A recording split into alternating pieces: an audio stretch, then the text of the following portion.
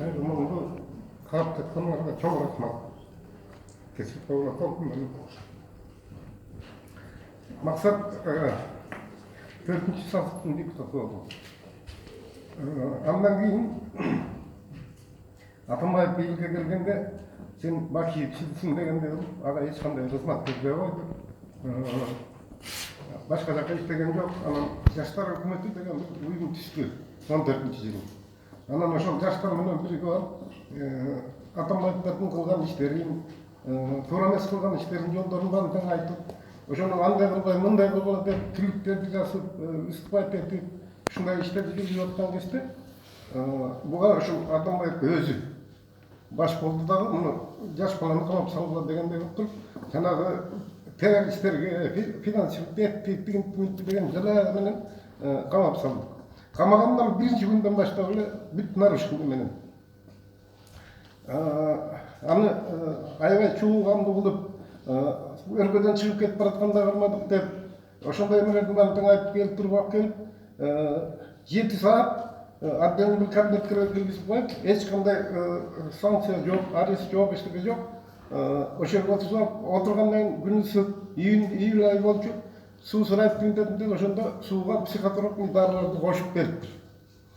1,5 ай психотропный дарыны кошуп берген экен, один ошол камерада отурат. Анын өзү ушул кийин сотто айтканы интернеттен чыгып кетти. Кандай пыткалар кылынган. Ошол психотропный дарыны ичкенде адам баласы өлгүң келет экен дейт. Эч кандай эчтеке эметпейт, башың ооруйт, көңүлүң караңгылайт, кусалсың дейт, ичиң булат, ломка болот экен да кадимкидей. Анан өзүңдү өзүң өлтүргөнгө чейин барган болот экен. Бир жагынан ушул балам ошого чыдады.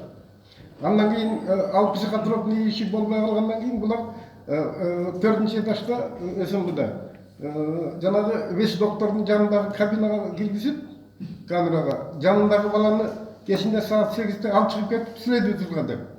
Анан уккам дейт, ал иши сотко өтүп кеткен. Следователь эмне кылат чыгырып деп. Аны алып кетип туруп, кеткенден кийин 15 мүнөттөн жанындагы ошо эме жанагы вещдок сактаган комната жарылат. Жарылганда ошо бер жака жанагы пластиктен тигин рация-рациялардын баардыгын күйгөндөрдүн баардыгын жиди урап тигендей керебаттан жыгылып түшүп, эсимде болуп калыптыр дейт. Анан оған соң жанагы жаман життар чыгып атат дейт. Ошол жаман життардан ошо туалетке метарчымды суулап туруп, оосума жаап көрмөй жаттым дейт. Анан ошол жерде охранада иштеген орто сайлык биснайлык балдардан бирөө ошол жерде экен, ошол жүгүрүп келип, бизде Максат Байган бар эмес беле деп, чыгарып камерадан жетелеп чыгып кетип баратса, рация менен кыйкырат дейт, тиги начальник. Тийбек унакын, тийбек ошол жерге коппойгун. Спасать этпегин деп. Кайра 3 сааттан кайра ошол жерге киргизип коюп, 6 күн эшикке чыгарбай койгон. Бул пытка да. Анан кийинки түрмөдө болмок. Вот СИЗОдо. ГКМБнын СИЗОсунда. Анан мынау бизде мынау сот эмесинде бар экен, бир засекреченный свидетель деген бирөө бар экен. Кимиси экенин билбейм, ошол засекреченный секрет ошол жазды деп эле булардын ишин баарын засекретти этип, эч кимди киргизбей, өзүнчө сот кылып эле мына адвокаттар кирет, анан прокурор кирет экен. Болду, башка эч ким кирбейт. Эч свидетельдерди чакырбайт. Бир да доказательствосы жок. Ошо эме кылат экен да. Караштырып, биз билгенибиз жок. 4 айга чейин биз ошо кирген жокпуз, бизге жолуп турган да жок. Анан сотко алып келгенде алыстан карап турабыз, жана кандалага байлап алып келет. Колун мындайланып карап, бутуна байлап атканда эңкейтип аткан койуп алып киргизет. Бул деген эмне? Тиги бирөөлөрдү өлтүрүп кетти. Жебирдеме кылды, эмне деген кандала? Аны сотко айтсак, бер жактагыларга арыз жазып берсек, сот чечим чыгарып, кандала менен алып келбей келет. Жок, эч ким баш ийбейт, кандала менен алып келет. Атай показательный кылып атат да. Максат могу бандитский заключениялардын биринчилеринен болуп кеткен.